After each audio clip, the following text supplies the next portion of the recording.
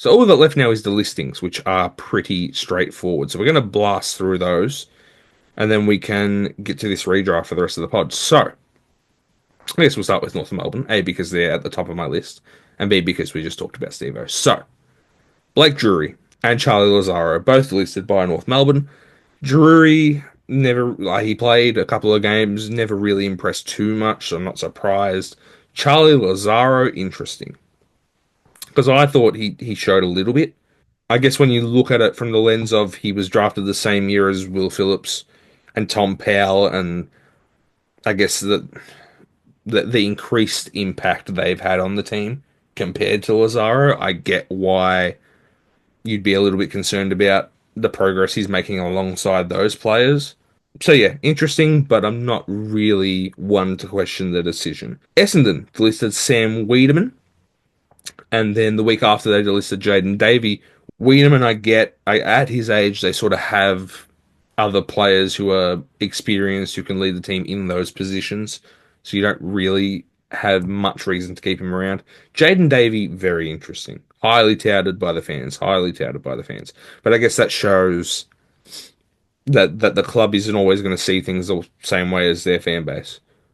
But he also didn't get much of a run at it with the injuries that he's had. So yeah, his brother's still there. We'll see where he goes with his career because he's obviously got talent. The fans aren't just gonna see him the way that they saw him without him having had some form of talent. So interesting. Richmond, delist Noah Cumberland and Matthew Coulthard. Uh, and Mate Kalina was delisted but will be redrafted. Coulthard is what it is. He played a couple of games, never really was amazing. They're kind of in this rebuilding stage. If they don't see a spot for him, it's fine, whatever. Cumberland, I'd have thought that they'd have kept him. I think he's shown more than enough previously in the last couple of seasons to have warranted having a place in that depth. But again, it's the same as Coulthard. If they don't see a place for him, cut your losses, move to focus on younger players, players that you feel are more developable. So yeah, I'd have kept him, but it is what it is. Brisbane, Delise Jackson Pryor and Darcy Craven and Darragh Joyce. Those two will be redrafted though, so it's just Pryor that will be out the door in the end. Carlton, Delise Jack Carroll. I'd expect him to get picked up because he's quite good, but I get why we delisted him. I won't go too much into that. Sam Durden and Matt Carroll also dropped, but they will train over the preseason with hopes that they might get picked up in the SSP. But there will be other players training as well, so there's no guarantee there. We'll talk about those players in a minute. But yeah, Jack Carroll, I get it. I think we have a lot more midfield depth than some of our fans realize, and it was better, I think, to move him on rather than to keep him on board and not get the most out of a player who clearly has a little bit of talent. So yeah, West Coast, the list: Alex Witherden, Jai Cully, Kobe Bergiel. I hope I've said that right.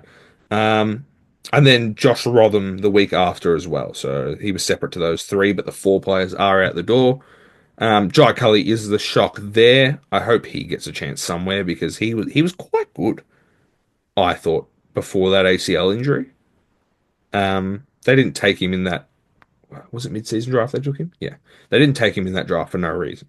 Like he's a good player, I think. So we'll see where he ends up. Geelong, delist Joe Furphy. I don't know much about him, but he's delisted. Port Adelaide, delist Quinton Narkle, Francis Evans, Tom Scully, Kyle Marshall, and Tom Cleary has also opted to seek opportunities elsewhere. So he wasn't delisted, but he will be gone. Narkle and Evans are obviously probably the two big ones from this group in the sense that they were literally playing finals footy like a month ago. So it's interesting, but I think they're brave moves to make for Port when you kind of want to bridge that gap between being a contender and being a proper premiership caliber team. And if you don't necessarily see those players being in that setup, best to move on.